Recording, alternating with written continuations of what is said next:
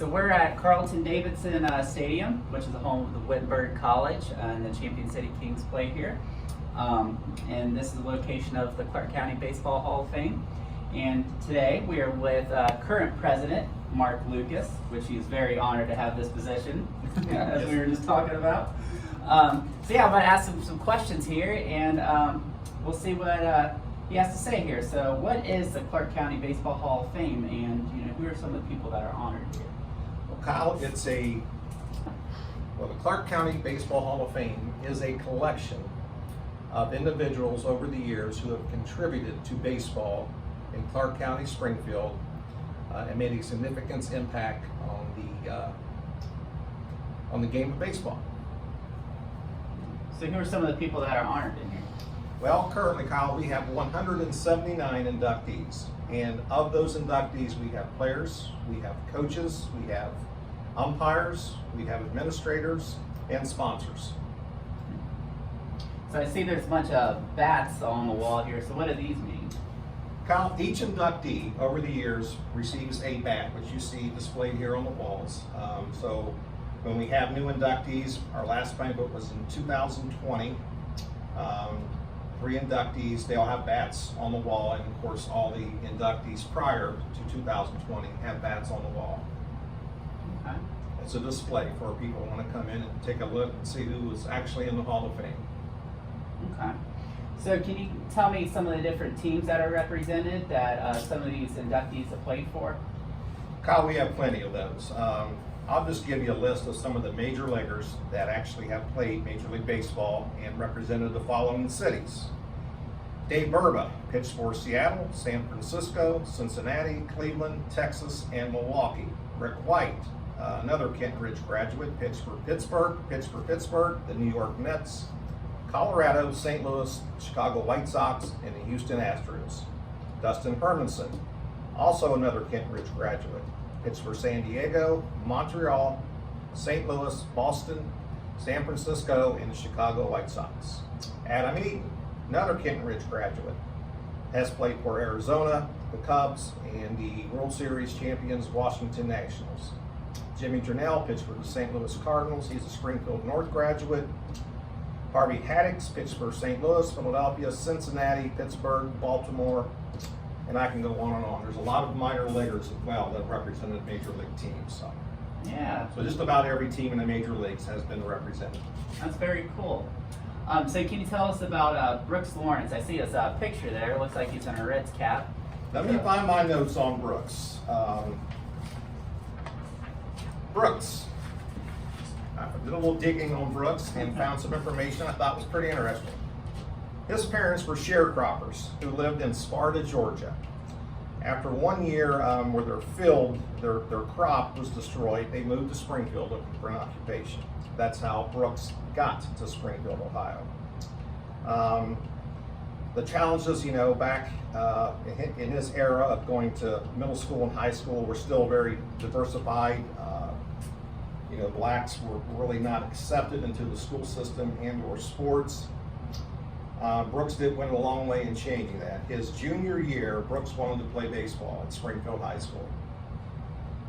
During that time, blacks were not permitted to play baseball. So he went to the head coach of the baseball team and says, I'd like to get 8 of my buddies, athletes at Springfield High, and play against your varsity baseball team. Well, the varsity coach said, okay, we'll do that. Well, Brooks and his classmates beat the high school team 14-2. And the coach realized at that point, Brooks pitched that game, realized, he was a pretty good pitcher. So he was trying to think of a way to incorporate Brooks into his team, even though the community at that time didn't want that to happen. So the coach says, Brooks, I'm gonna let you pitch one game, our championship game, at the end of the season. Well, unfortunately for Brooks, that never happened because the high school team got eliminated before the championship game.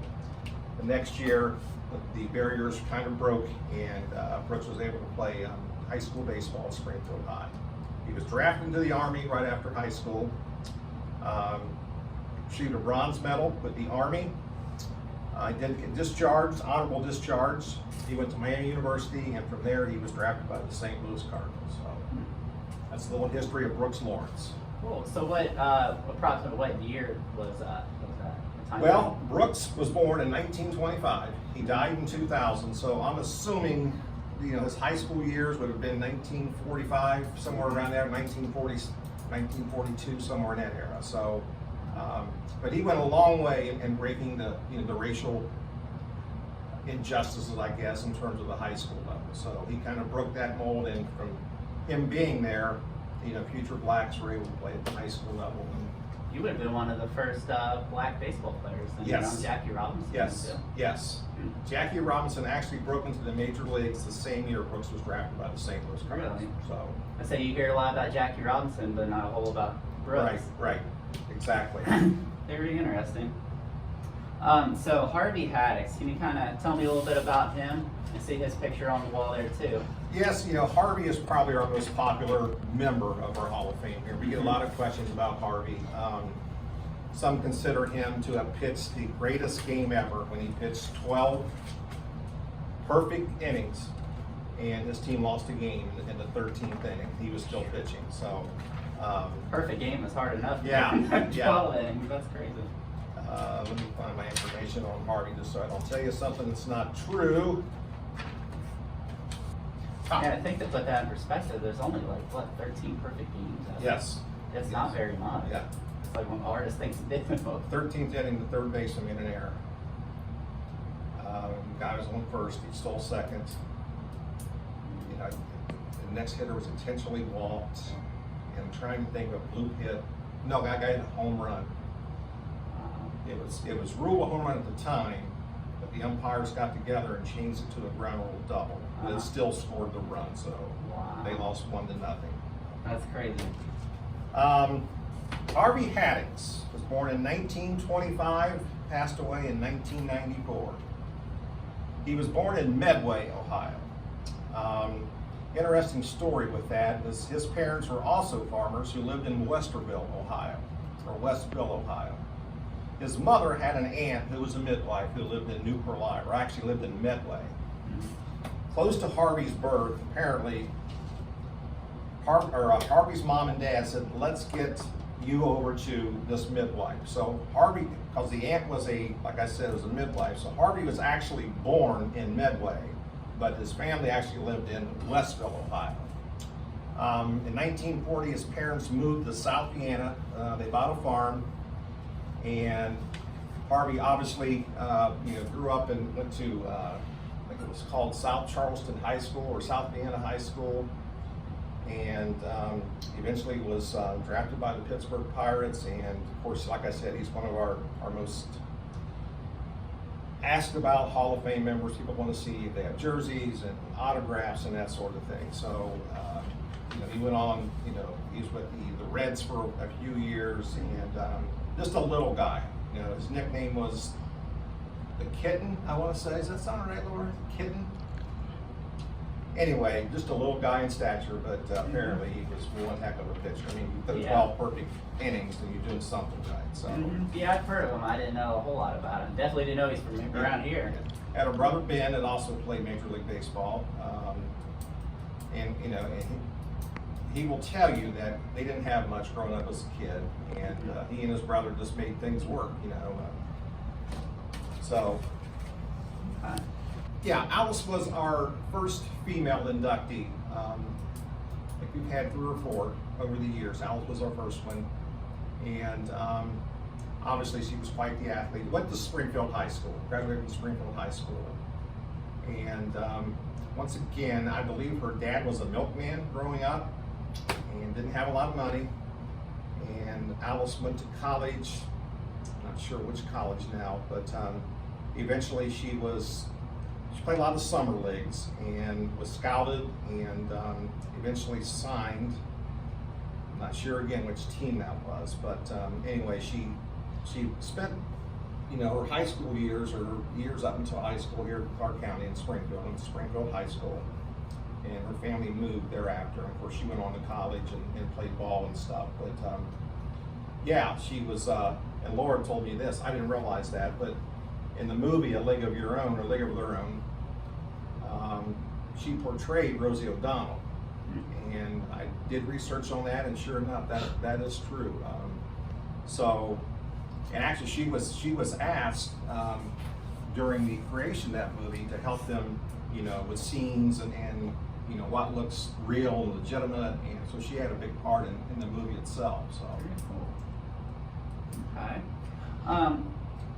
So yeah, as I was walking up here, you kind of told me about the stadium. Can you kind of tell me a little bit of history about this beautiful stadium we have here? Oh gosh, it's been around forever, it seems like. My father played professional baseball here in Springfield for the Springfield Giants. It was the New York Giants minor league system.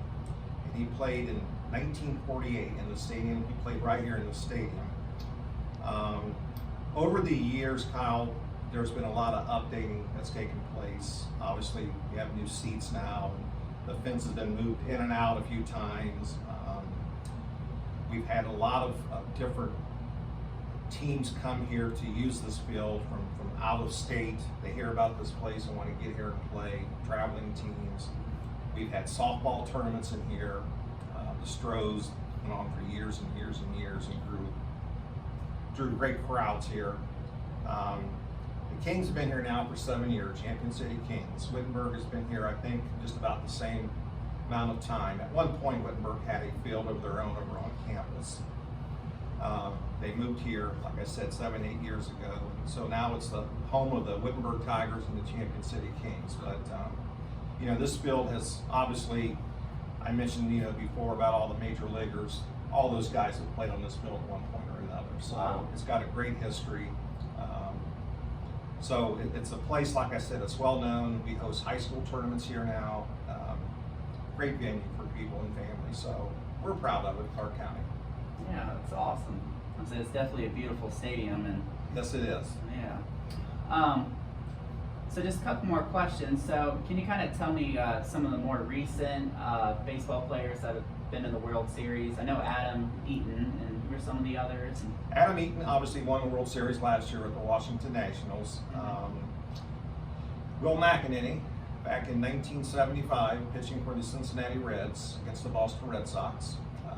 Actually, we have a picture somewhere, Laura, I thought, of Will McEnany, and he's jumping on. Right there. There you go. Yeah. He's jumping on his teammates.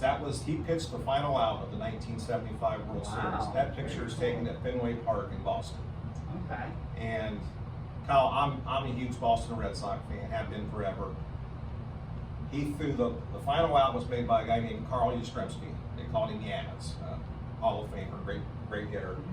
But that's Will. He got the final out in the World Series, and of course the Reds won that 4 games to 3 during that year. So he's a Springfield North graduate.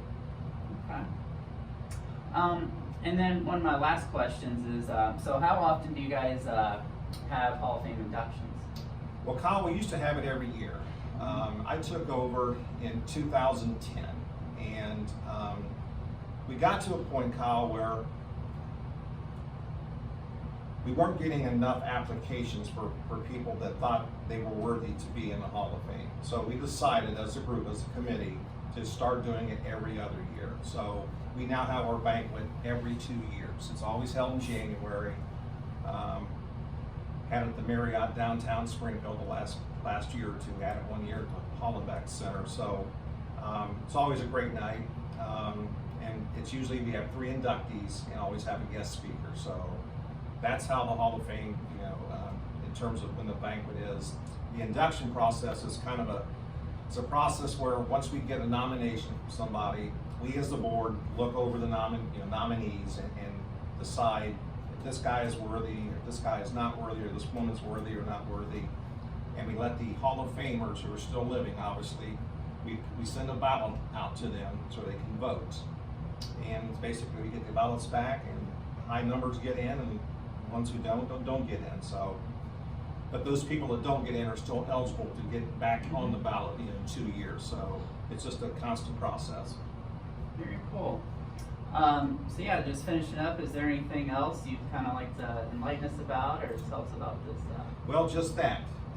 Any people out there, baseball people, that think they have a relative or someone they know that would be worthy to be in the Hall of Fame, they can get a hold of me or Laura, and she can tell them how to get a hold of me, and I'll be glad to send them a form and they can fill out and they turn it in to me, and that's basically all they have to do. So, but I enjoyed the time with you, and Yeah, thank you so much for coming down. Yeah, thank you so much.